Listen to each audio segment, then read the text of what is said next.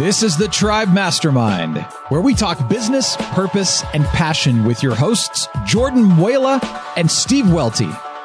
If you're ready to shift into a bigger future, then this is the show for you. So plug in, buckle up, and get ready to be. What's up, Tribe Universe? Steve Welty here on a gray and cloudy and gloomy Friday morning, the 12th of July. And Jordan feeling a little under the weather, so he's not here today. I'm flying solo. I was thinking about not doing a show or postponing it, but consistency is important. I have some things to say, some ideas to share, some conversations to start. So I'm really excited to be here with you today. And what I wanted to talk about was a recent call we had yesterday with Tribe members about leveraging joy as a strategic multiplier. And another way to say it would be putting what lights you up at the forefront of your life, which is one of our core values at Tribe. So why talk about this in a business context? You know, I'm curious, if we're in a peak state, feeling joy, happiness, maybe another term for it, how would that affect our decision-making and results? I've seen, since I've personally played more music, focused more on self-awareness, surfed more, things like that, business has done better. Maybe it's done better in spite of, but, you know, I look at some other people in Tribe, it seems like there's a corollary between happy, successful life and happy, successful business. So, you know, there's a lot of groups and programs and things like that out there focused on how to do more in podcasts. And, you know, we focus on that at Tribe too, but we're also really interested in how to be more, because without the being, the doing is pointless. And I really feel like an improved way of being may be the secret weapon to getting the dreams that you want in your business to come true and your life. And I went to lunch with a couple friends, a couple entrepreneurs yesterday, and we were talking about that and how leadership really comes from a place of being, and how you're being in the world is so important. Because, like, for instance, Southwest Airlines was the low frills leader, right? And then I think United and some other airlines tried to copy them, and they came out with their own thing, and it didn't work. And the reason it didn't work was because you can copy the strategy, but if you're not coming from the same place internally and your way of being is different, then a lot of times those strategies, they don't work, you know? So, you know, we had this really cool conversation with the Tribe members about this, and it was so cool because everybody had kind of a different take on it, and it went a lot of different routes. And then I left the call with a huge paradigm shift. You know, some people were talking about, you know, joy makes you energetically magnetic.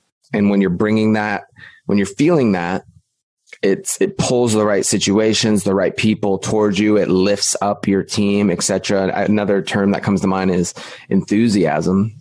And you know, someone else was talking about, you know, I don't think of myself. Joy, how do I add more joy to my life? Is I don't think about adding joy to my life. As one person put it, they were saying, joy comes as a byproduct of not thinking about myself and being selfless. And then I kind of pushed back a little bit and was thinking, well, you know, you got to look out for yourself too. And maybe even first, like that way you're in a good state and can then share that. And there was some disagreement there, but it was funny. One of the Tribe members that I was talking to about this, he didn't mean it to come off like rude or anything. And it wasn't, but he was just like, Steve, why don't you just stop focusing on yourself? And I was like, whoa, that's so true. Because if I'm really honest with myself, the way my days go and the way my life generally goes is, okay, I have to do my number one, you know, music. I got to do music. Then I got to do Good Life. I got to do Tribe. I got to work out. And then whatever's left over, that energy and that time, I'm going to funnel into my family, which is super important to me, right? or my friends or whatever it is. But if it was that important to me, and that was the other thing I brought up, I was like, if I'm being honest, when I have more time, like for instance, I was talking about recently, I have more time at Good Life. Team's doing really well. And, I'm in a leadership role and kind of the visionary role. And so I've been freed up for the most part. And I was telling my wife that, and she was like, well, why don't we go to the zoo more then? Or like go to SeaWorld and stuff. And I was like, yeah, of course. Yeah, let's do that. But then I was thinking, why didn't I think of that? Like, why does my brain naturally goes to, okay, now I have extra time. Let's fill that with a new business idea or going deeper on this or, deepening meditation practice. Like I'm always working on myself. And so this person in Tribe that I really respect that told me, stop focusing on yourself. I was like, oh man, that resonated. That was a huge takeaway. I mean, everything has unfathomable depth. If you slow down, sometimes like I might gloss over that back in the day when I was just, there's so much frenetic energy and I was just going. I would say, stop thinking about myself. What the hell are you talking about? But when I really sat with that, I was like, if I took the time or the effort or the energy I put into business and put that into my family, put that into presence. Another person in the Tribe was saying how joy is now. And it's so true. Joy is in this moment. The only time we lose joy and lose happiness is when we project ourselves into some future moment that we're worried about or some past moment that we regret. And so I made a note on my Post-its. I got like 5 Post-its I'm running now. I always change them out every week. Some come, some go. But this one says, presence, joy is now. And then family, take focus off me. I am not the priority. Work on these things like I do on my business. And I'm not like lashing myself that, I've been selfish. I've made a lot of progress, but it's actually freeing because I'm going to play with this and try this for the next week and see what it's like to have me not be the priority and actually, if there's extra time, see how I can help out with Miles, my 7-month-old, or take off early and or when I'm done with work, instead of, adding more stuff or reading, going to the zoo or setting that stuff up. So I encourage you out there, if this resonates, to go on that journey with me and try that.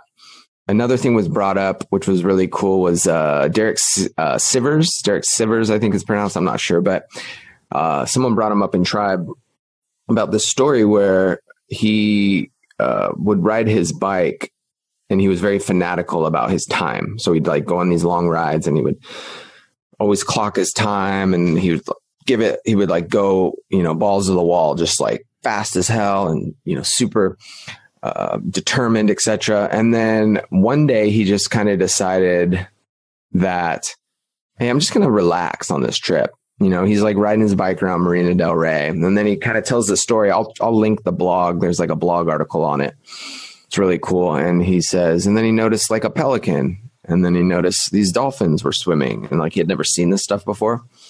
And then when he finished his ride, he looked at his time and it was only 4% off of his personal best. So like him in his relaxed state was only a 4%, 4% less than what he normally does. But it added like 100% more joy and energy and enthusiasm to his life. And so sometimes just relaxing and doing the fun stuff and being in our, our area where we're excited and in a good state will actually produce an equal result or sometimes better. Right. So I thought that was really interesting. So that was something that was really cool that I'm excited about, that I hope, connects with you in some way. I reached out to, what's his name? Oh, Duke Dodson, who's a, really successful property manager, investor, poker player, former poker player. And I was asking him about his podcast because I think at the time I was thinking about podcasting, or I had started, but I was kind of like unsure about certain things. And I was asking him, hey, how much business has this brought you? And then I can't remember the exact question, but it was something like, Okay. And then, so you put on the YouTube video like a link, and then that would take them into a funnel, and then you would like send them down the funnel. And it was like a really technical question. And he was like, no, I'm not really sure, Steve. He's like, it's really more of an art than a science. And that blew me away, because I would, he's a successful guy, and, maybe poker player, being analytical, etc. I was thinking, I would picture like what I wouldn't think he would do something just for the art. And so that gave me permission from my podcast perspective to do things just because they light me up, and maybe like be mindful of the strategy and maybe in some of the results, but it gave me permission just to have fun with it and make it an art. And that helped me with the podcast, but it also spilled over to our content strategy at Good Life Property Management, where a lot of the blogs we do and a lot of the videos we do don't necessarily have anything to do with property management. And, that's okay, because it energetically draws the people that resonate with us and vibe with us to us. And it's a hell of a lot of fun, and it makes the process just super cool. So sometimes it just takes someone to say something that you respect a certain way, and it kind of gives you permission to do that thing or go that route. So something that was brought up at the call I thought was really cool was talking about the word busy, and that a lot of people say, oh, I'm so busy. And that one person was saying they banished busy from their vocabulary, like they won't say it.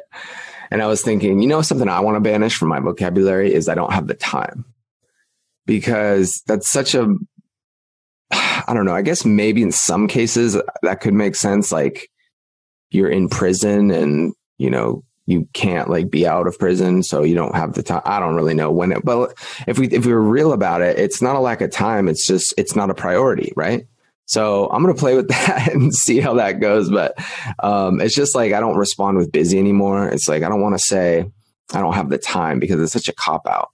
It's like there's competing commitments, like Jason Goldberg talks about, where, you have usually when there's angst in our lives, or there's a disconnect, or we're not feeling good about something, it's about the fact that we have two commitments and they're competing. So we don't know like which one has the priority. And so sometimes it just takes looking at that. So I'm like, okay, my family or business, right? So that's a no-brainer. Family is the better commitment, or the more important commitment, but I have not been treating it that way. So it sometimes just takes looking at that and realizing the disconnect and saying, okay, this is the higher level commitment. So in order to honor this, I'm going to put the following strategies into effect. One, I'm going to make sure to take X amount of time off each day to just be present with my family. Two, something else I'm doing is once dinner starts, my phone goes away and it doesn't come out of the drawer. I just started doing this, and man, it's hard at first. Your mind, I thought about like 15 things I needed my phone for after I put it away in the drawer. Like, oh, I could text this person the thing. Oh yeah. So it's so funny, but just putting some strategies into place to help bring that more to life. So, that's just something I'm working on, and hope everything's going well with you. I hope that resonates, and I hope you just crush it today.